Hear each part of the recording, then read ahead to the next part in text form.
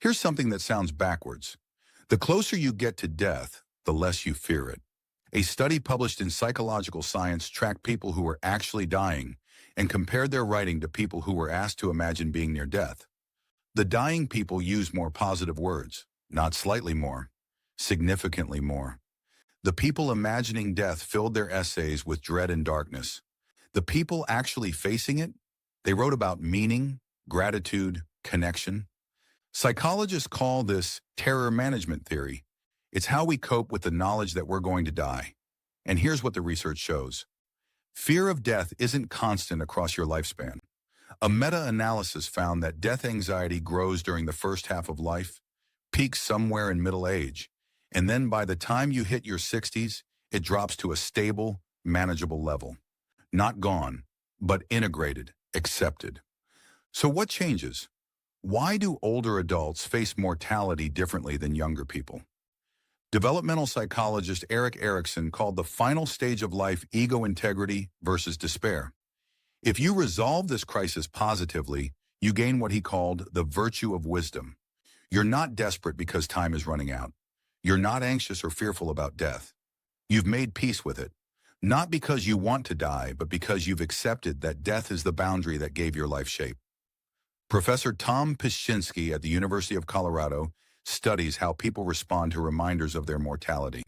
His research shows something fascinating.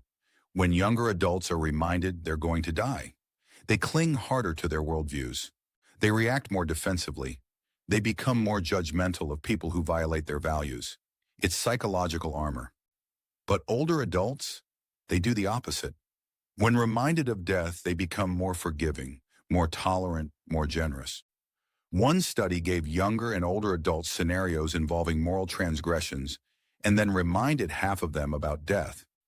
The younger adults who thought about mortality judged the transgressors more harshly. The older adults made significantly less harsh evaluations. They didn't defend their worldview. They softened. Why? Because older adults have reorganized psychologically. Pishinsky and his colleague McCoy proposed that two motivating factors drive this shift. First, you become temporally closer to death. It's not abstract anymore. Friends are dying. Your body is changing. Reminders of mortality aren't occasional. They're constant. Second, many of the sources of self-esteem and meaning you used in younger years become less accessible. Your career ends. Your physical strength declines. The culture shifts and your long-standing beliefs feel less validated by the world around you. This could lead to despair. For some people it does, but for many it becomes the catalyst for something deeper, a shift from achieving and keeping things to giving them away. Erikson called this generativity. It's the process of contributing to the next generation, of handing on what you've built. You can't take your house, your songs, your family with you. They're your body of work, your mortal oeuvre. And there's profound joy in letting them go. The idea of one generation replacing the next becomes a buffer against anxiety. If there's peace to be had at the approach of death, it comes from knowing the world you're exiting is richer than the one you found when you arrived. Research backs this up. When older adults are reminded of their mortality, they don't double down on self-preservation. They increase pro-social behavior. They become more focused on generativity, on contributing to others, on leaving something meaningful behind. Younger adults don't show this pattern, but for older adults, mortality awareness activates a different psychological system entirely. A study in China examined the relationship between meaning in life, self-esteem, and death anxiety in over 200 elderly participants. The findings were clear. Older adults who had a strong sense of purpose, who felt their lives had meaning, experienced significantly lower death anxiety. But here's the mechanism. Self-esteem mediated that relationship. It's not just about having meaning. It's about the meaning boosting your sense of worth, your feeling that you matter, that you've been a valuable part of the world. The researchers concluded that helping older adults consolidate and improve meaning in life enables them to enhance self-esteem and alleviate death anxiety. Every person must face the looming threat of death, but individuals can always unleash their inner potential to become a valuable part of a meaningful world. Such steps can transform death anxiety into a source of inspiration for an authentic life. That's a radical reframe. Death anxiety isn't something to eliminate. It's something to metabolize. It's the friction that pushes you toward meaning.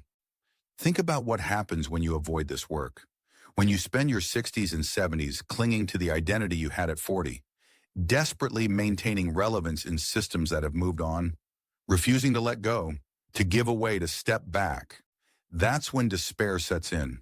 That's when death becomes terrifying, because you haven't lived in alignment with the life stage you're actually in. But when you embrace generativity, something shifts. You stop measuring your worth by what you can still do and start measuring it by what you've given. Your children, your students, your community, your ideas. These things continue, they ripple outward. Your individual death becomes less catastrophic because you're embedded in something larger. Religion provides this framework explicitly for many people. Promises of eternal life, reunion with loved ones, divine judgment that gives moral structure to an otherwise chaotic universe. But even secular individuals find versions of this. Nation provides it, family provides it, work provides it. These are all forms of what psychologists call symbolic immortality. You die, but the things you contributed to persist. Terror management theory explains why this matters so much. Death is typically on the fringes of our awareness. We don't walk around consciously thinking about it all the time. But when reminded of mortality, people cling to their worldviews more tightly and react more warmly to people and ideas that comfort them.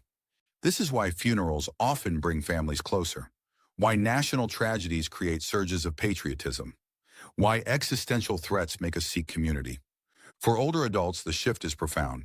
Instead of clinging, they often start releasing. Instead of defending, they start forgiving.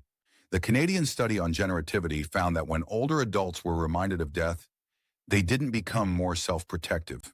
They became more focused on contributing to others, on pro-social over pro-self goals. This shift seems to be unique to older adulthood. Younger people reminded of death don't show this pattern. So what does this mean practically? How do you face mortality in a way that reduces anxiety rather than amplifying it? First, cultivate meaning. Not achievement, meaning. What matters to you? What do you value deeply? What would you want to be remembered for? These aren't trivial questions. Research shows that older adults who can answer them clearly experience lower death anxiety. Meaning in life predicts psychological well-being, and it specifically buffers against the terror of mortality. Second, build self-esteem through contribution, not through comparison or competition, but through giving. Volunteer, mentor someone, share your knowledge, create something that outlasts you. This isn't about ego. It's about embedding yourself in the larger human project so that your individual death feels less like an ending and more like a transition. Third, practice acceptance. Not resignation, acceptance. These are different. Resignation is passive, bitter, defeated. Acceptance is active, clear-eyed, even peaceful. It's acknowledging that death is the boundary condition of life. It's what makes moments precious. It's what gives urgency to connection, beauty to experience, weight to choice. Older adults who've done this work often report something surprising. They're not afraid of death itself. They're concerned about the process of dying. Will it hurt? Will they be alone? Will they lose dignity? These are valid concerns, and they're different from existential dread about non-existence. Research distinguishes between these two forms of death anxiety, fear of dying versus fear of death.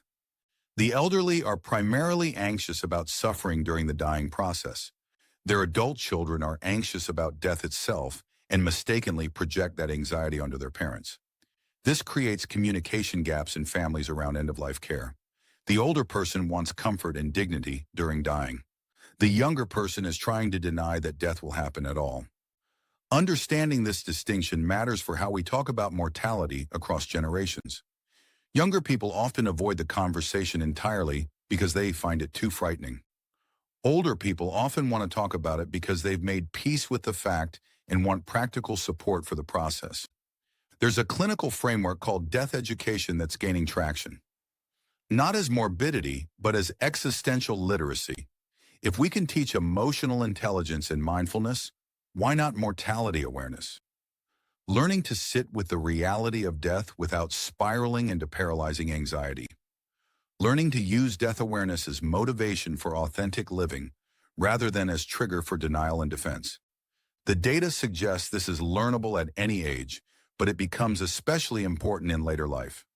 Older adults who engage consciously with mortality through reflection, meditation, or structured contemplation often report greater gratitude, deeper connection, and renewed purpose. The proximity of death reorders values. What once seemed crucial fades. What actually matters comes into focus. Here's the paradox. You can't psychologically tolerate constant awareness of death. That would be crushing. But you can't live meaningfully without some awareness of it. The balance lies in integration, holding death in consciousness without despair, the quiet understanding that everything ends, and therefore, everything matters. From this stance, grief becomes not just pain, but participation, a testament that you love deeply. Mortality becomes not limitation, but context, the frame that gives art, memory, and kindness their poignancy. No one conquers death, but older adults who face it directly, who do the psychological work of generativity and meaning-making, often find something unexpected. Not fearlessness, but freedom. The freedom to live fully in the time remaining. The freedom to love without holding back because you're not trying to protect yourself from future loss. The freedom to give everything away because you finally understand that's what it was always for. If there's wisdom to be gained in later life, this is it. Not denying death, but integrating it. Not clinging desperately to what you've accumulated, but releasing it joyfully to those who come after. Not measuring your worth by what you can still control, but by what you've already contributed. Your life might not continue, but its effects do. And for many older adults, that distinction makes all the difference.